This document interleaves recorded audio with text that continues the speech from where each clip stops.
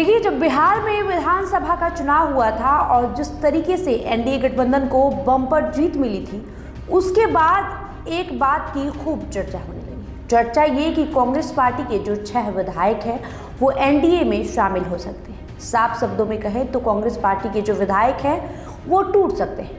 हालांकि ये बात किसी को पच नहीं रहा था, किसी को समझ नहीं आ रहा था कि आखिर एनडीए गठबंधन ऐसा करेगी क्यों।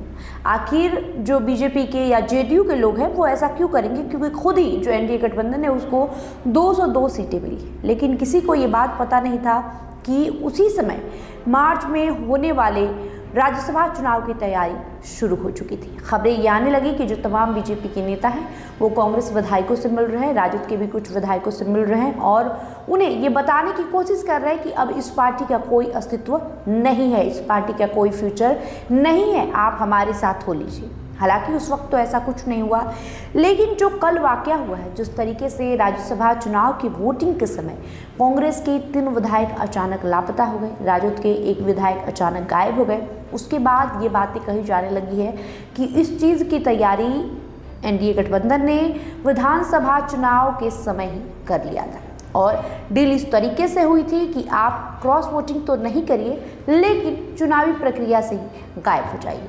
इससे होगा क्या कि पार्टी चाहकर भी आप पर सीधे तरीके से कोई कार्रवाई नहीं कर सकती है। अगर सदन के स्पीकर चाहे तो सदस्यता रद्द कर सकते हैं।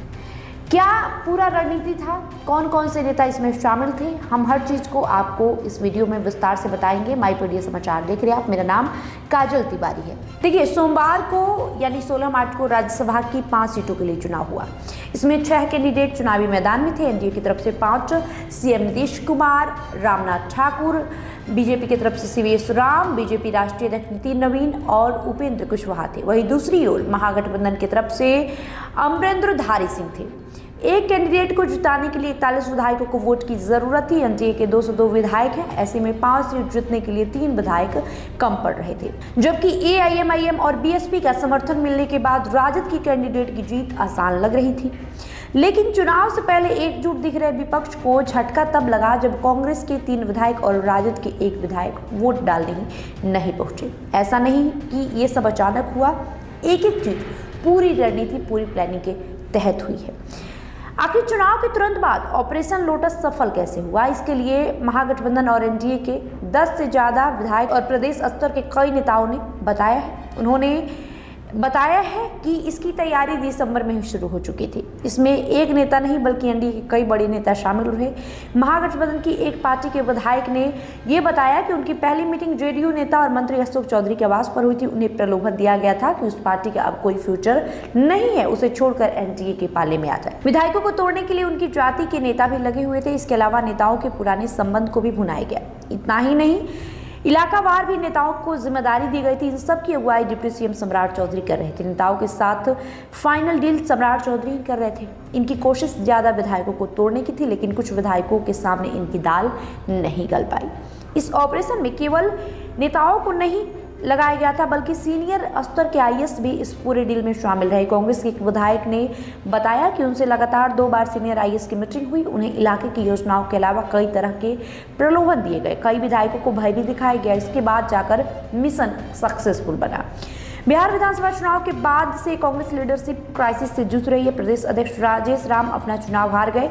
भीतरी कलह के कारण प्रदेश प्रभारी कृष्णा अल्लावरू ज्यादातर बिहार से बाहर ही रह रहे। इसका खामियाजा ये हुआ कि चुनाव के 100 दिन से ज़्यादा वक्त बीत जाने के बाद भी कांग्रेस अभी तक अपना विधायक दल का नेता नहीं चुन पाई है। कांग्रेस के एक विधायक ने बताया कि कांग्रेस लीडरशिप को इस बात की जानकारी थी कि उनके विधायकों को तोड़ने की कोशिश की जा रही है। बावजूद इसके सीनियर नेता इस मुद्दे को बिल्कुल सीरियसली नहीं लिए। 13 मार्च को विधायकों की एक औपचारिक बैठक करा दी गई, लेकिन इसमें कोई भी सीनियर लीडर शामिल नहीं हुआ। लापरवाही इतनी कि कांग्रेस के विधायकों का कायदे से महागठबंधन के कैंडिडेट से परिचय तक नहीं कराया गया था। अब आपको बताते हैं कि जो 4 विधायक गायब रहे, जो वोट डालने नहीं आए, उन्होंने दलील क्या दी है। आरजेडी विधायक फैसल रहमान 2025 के विधानसभा चुनाव में पूर्वी चंपारण जिले के ढाका सीट से जीते हैं। उन्हें सिर्फ 178 वोट से जीत मिली। उनकी इस जीत को यहीं से बीजेपी प्रत्याशी पवन जायसवाल ने हाईकोर्ट में चुनौती दी। इन पर फर्जी वोटिंग कराने का आरोप लगाया गया। आरोप है कि इनके पक्ष में 400 ऐसे वोट पड़े जो वोटिंग के दिन विदेश में थे। ऐसे में इनकी सदस्यता को खतरा है। हालांकि इन्होंने पार्टी के नेताओं को बताया कि इनकी मां बीमार है और दिल्ली में उनका इलाज चल रहा है। वे वोट देने आना चाहते थे, लेकिन मां की स्थिति ज्यादा बिगड़ने के कारण वो नहीं आए। अब बात करते हैं सुरेंद्र प्रसाद की। कांग्रेस विधायक सुरेंद्र प्रसाद पश्चिम चंपारण जिला के वाल्मीकि नगर से पहली बार विधायक चुने गए। 2015 में उपेंद्र कुशवाहा की पार्टी रालोसपा, जो कि अब रालोमो हो चुकी है, की तरफ से चुनाव लड़ चुके हैं, तब हार गए थे। कुशवाहा समाज से आते उपेंद्र कुशवाहा के काफी करीबी माने जाते हैं। सुरेंद्र कुशवाहा को आखिरी समय में कांग्रेस की तरफ से टिकट मिला। सूत्रों की माने तो उन्हें कांग्रेस से टिकट दिलाने में उपेंद्र कुशवाहा का अहम रोल रहा। ऐसे में जब उपेंद्र कुशवाहा को उनकी जरूरत पड़ी तो उन्होंने अपनी वफादारी उनके लिए दिखाई और यही वजह था कि वो वोटिंग में नहीं आए। अब आपको बता देते हैं मनोज विश्वास का क्या कहना है। कांग्रेस विधायक मनोज विश्वास फारबिसगंज से पहली बार विधायक बने हैं। केवल मतलब ईबीसी समाज से आते हैं। केवट मतलब ईबीसी समाज से आते हैं। मनोज विश्वास ने भाजपा के विद्यासागर केसरी को 221 वोटों से हराया था। इससे पहले जेडीयू और राजद में रह चुके हैं। चुनाव से कुछ वक्त पहले राजद से कांग्रेस में आए थे। कांग्रेस में सेट नहीं हो पा रहे थे। कांग्रेस के कई नेता इन्हें फारबिसगंज से चुनाव लड़ाने के पक्ष में भी नहीं थे। अब मनोज अपने पॉलिटिकल करियर को देखते हुए एनडीए के करीब आने की कोशिश कर रहे हैं और कहीं ना कहीं ये वजह बताई जा रही है जिस वजह से वो वोट डालने नहीं आए थे। अब बात कर लेते हैं मनोहर प्रसाद सिंह का। कांग्रेस विधायक मनोहर प्रसाद सिंह मनिहारी से चौथी बार विधायक बने हैं। वो जेडीयू के पुराने नेता रहे। आईपीएस ऑफिसर से रिटायरमेंट के बाद 2005 में जेडीयू से जुड़े। 2010 में जेडीयू के टिकट पर चुनाव जीते। 2015 विधानसभा चुनाव में गठबंधन के तहत मनिहारी सीट कांग्रेस को चली गई। नीतीश कुमार ने मनोहर प्रसाद को कांग्रेस में शामिल होने को कहा और कांग्रेस से सिंबल दिलवाया। तब से मनोहर प्रसाद कांग्रेस से चुनाव लड़े और जीते भी। अब जब नीतीश कुमार राज्यसभा जा रहे हैं तो उन्होंने एनडीए को अपना समर्थन देकर नीतीश कुमार का कर्ज अदा कर दिया। ये कांग्रेस के विधायक दल का नेता भी बनना चाहते थे, लेकिन कांग्रेस उन्हें ये पद देने से बच रही थी। इसके कारण भी उनकी नाराजगी की चर्चा थी।